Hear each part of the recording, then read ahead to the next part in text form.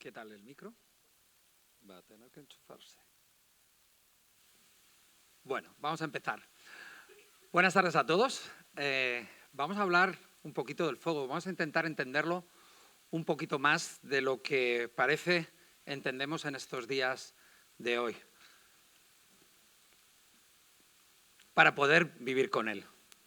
¿Y cómo lo intentamos entender? Pues vamos a intentar entenderlo un poco haciéndolo, porque todos hemos sido niños, todos hemos jugado con esa caja de cerillas que pone en combinación los tres elementos que nos hacen falta para conseguir el fuego.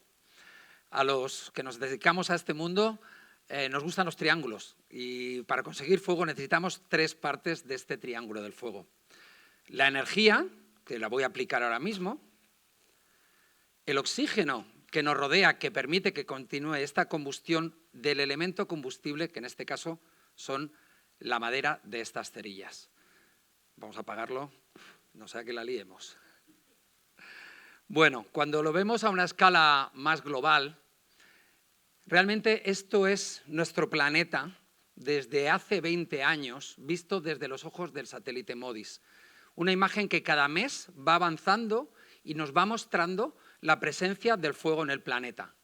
Y como veis, aunque muchas veces pensamos que los incendios solo ocurren en las zonas más pobladas, al contrario de lo que pueda parecer obvio, vemos grandes zonas del planeta donde los fuegos son constantes, aparecen periódicamente y van cambiando la faz de nuestro planeta, en el Amazonas, en Siberia, en Sudamérica.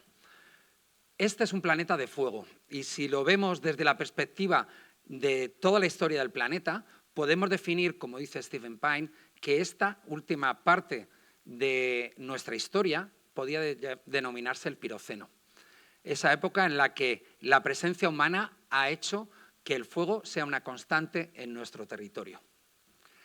¿Cuál es nuestra relación con el fuego?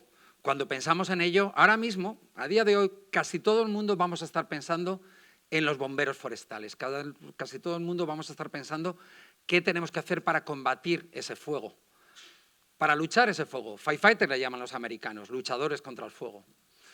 Pero el fuego no siempre ha sido así. El fuego históricamente ha sido el que nos ha permitido hacer entornos mucho más amables, mucho más permisibles para la vida humana. Todas las culturas indígenas lo han manejado y lo han manejado con mucha sabiduría. No solo en el oeste americano, sino en África o, por ejemplo, también nuestros pastores y la gente que dejaba nuestros montes listos después de hacer unas quemas suaves en otoño para que quedaran listos para nuestra primavera y para poder tener pastos frescos. Ese era el fuego bueno, pero ahora mismo de lo que hablamos es del fuego malo, de esos incendios extremos que destruyen y destrozan bienes, propiedades y que amenazan las vidas de muchas sociedades.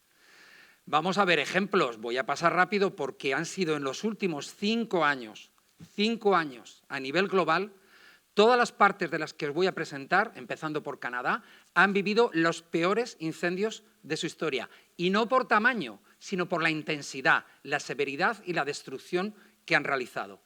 Fort McMurray en Canadá, en Chile el incendio de las máquinas, que quemó 200.000 hectáreas en un día y medio.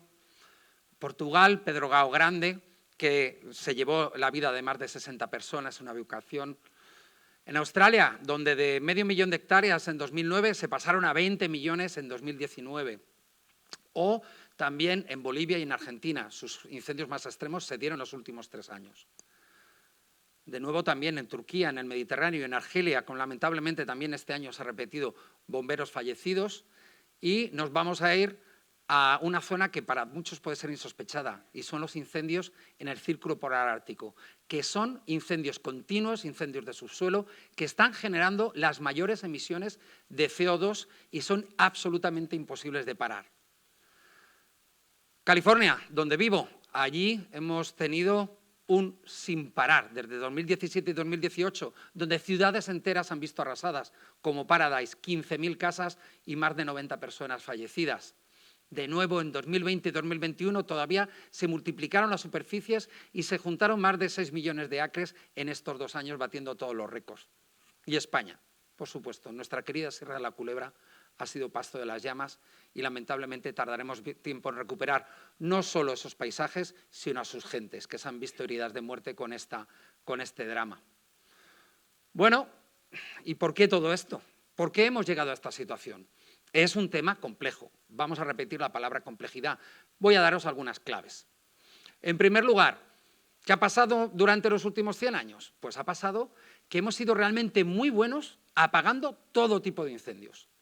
Estas políticas de extinción empezaron en Estados Unidos, en los sitios Smokey the Bear, y hemos visto muchas campañas también a televisión, todos contra el fuego, y al final hemos hecho del fuego nuestro enemigo. Lo hemos combatido y lo hemos ganado, hasta el punto en que ya no somos capaces de ganarle, porque al combatir todos los pequeños incendios, los incendios que no hemos podido apagar se llevan miles y miles y miles de hectáreas. ¿Por qué? Porque de los 3 componentes del triángulo del fuego hay uno que es clave, y es el combustible. Y nos ha faltado gestión forestal. Y hemos cambiado de alimentar los hogares de nuestras casas con leñas a hacerlo con gasoil. Y esa vegetación en nuestros territorios tan ricos sigue creciendo y está disponible para arder. ¿Por qué? Porque las condiciones han cambiado. Las condiciones son más extremas. Estamos viviendo situaciones de sequías prolongadas y situaciones que además llevan al estrés a esas especies vegetales que ya no están donde estaban anteriormente desarrollándose y creciéndose, y aparecen plagas que hacen que todas esas masas estén listas para arder con una virulencia desconocida. Con lo cual, efectivamente, tenemos un complejo problema y vamos a aplicar, para intentar entenderlo, otro nuevo triángulo, el triángulo del comportamiento del fuego. Ya queremos ver no la cerilla, sino queremos ver cómo ese fuego arde en el paisaje, para poder entenderlo y poder ser proactivos en las soluciones que nos puede dar. Tenemos que entender, pues, de una parte de ese triángulo, los terrenos. No son lo mismo que los fuegos ardan en las zonas llanas de Florida o en tierra de campos, a que ardan en las montañas inaccesibles, donde además, combinadas con la climatología local, los vientos van a hacer que esos fuegos se desarrollen de una manera más compleja. Tenemos que entender los vientos, tenemos que entender cómo se pueden desarrollar las nubes convectivas que van a hacer que la vegetación y los combustibles que están ahí vayan a arder de una manera que nosotros tenemos que intentar entender. Y para intentar entenderlo, solo faltaba una parte que realmente todavía complica todo más: los factores humanos. Aquí vemos una imagen de los 500.000 de evacuados que en San Diego tuvo que realizarse en los incendios de 2007. Eso ya se está multiplicando por doquier. Factores humanos que tenemos que tener en cuenta cuando combatimos un incendio, y también la seguridad no solo de las personas, sino la seguridad de los combatientes. Para abordar esto, en California se planteó en 2019 que hacía falta enfrentarnos al fuego de una manera un poquito más inteligente, planteando soluciones tecnológicas y científicas. Allí el gobernador Newsom promovió una petición de ideas, y entre 131 empresas, Tecnosilva, nuestra empresa leonesa, fue seleccionada para intentar entender mejor el fuego y intentar entender mejor los incendios forestales. Intentar entender los incendios, ¿cómo? Pues con ciencia y con tecnología, intentando tomar todas esas partes que forman el corazón de este complejo, intentar entenderlas de una manera cuantitativa. Aquí lo que estamos viendo es una simulación. Los científicos lo que hacemos es intentar un problema complejo, plantear un modelo y sacar valores cuantitativos. ¿Para qué? Para entenderlo antes de que ocurra. Eso es clave, antes de que ocurra, para poder paliar sus posibles efectos. Y eso es lo que hacemos cada día. Casi unos 500 millones de simulaciones se hacen desde aquí de León para intentar entender el fuego que se da por casi todo el oeste americano y otras partes del mundo. ¿Y qué hacemos con ello? Pues apoyar a los combatientes. Los combatientes no solo ya luchan contra los incendios con aviones y con autobombas, que muchas veces no pueden parar el incendio, sino que intentan tener oportunidades de dónde poder hacer una labor efectiva y una labor segura, desde las unidades de análisis, utilizando este tipo de ciencia aplicada. Y también para los que son gestores, para los que tienen que decir, bueno, no es que tenga un incendio en marcha, sino es que yo tengo un territorio que gestionar. ¿Dónde con por los pocos dineros que tenemos, los pocos presupuestos que hay para gestión forestal, dónde puedo reducir el riesgo? ¿Dónde está mi población que puede ser afectada por incendios más grandes? ¿Dónde tengo unas masas forestales que necesitan de gestión? Y todo eso, lo más importante, es el factor humano. Y estos son los nuevos bomberos, la gente que proviene y entiende el mundo del fuego y que se dedica a analizarlo y utilizar estas ciencias y herramientas de una manera más inteligente que las teníamos antes. Las unidades de análisis y la gente de inteligencia. Es una nueva generación de profesionales que muchos de ellos se están formando aquí en León.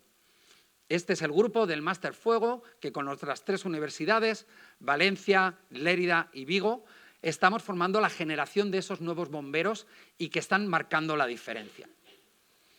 Bueno, este es un problema social, porque si no estuviera la gente por el medio, el fuego no sería un problema. Estamos en medio. Aquí tenemos una de esas zonas incendiadas de California, que ha ardido 2 veces en los últimos 50 años y después de arder en 2018 vuelven a construir en el mismo sitio y ahí tenemos la prueba de que ahí hubo un incendio y ya es el segundo que tienen. Si no entendemos que seamos parte de la solución, no avanzaremos en este camino y tenemos que ser parte de la solución.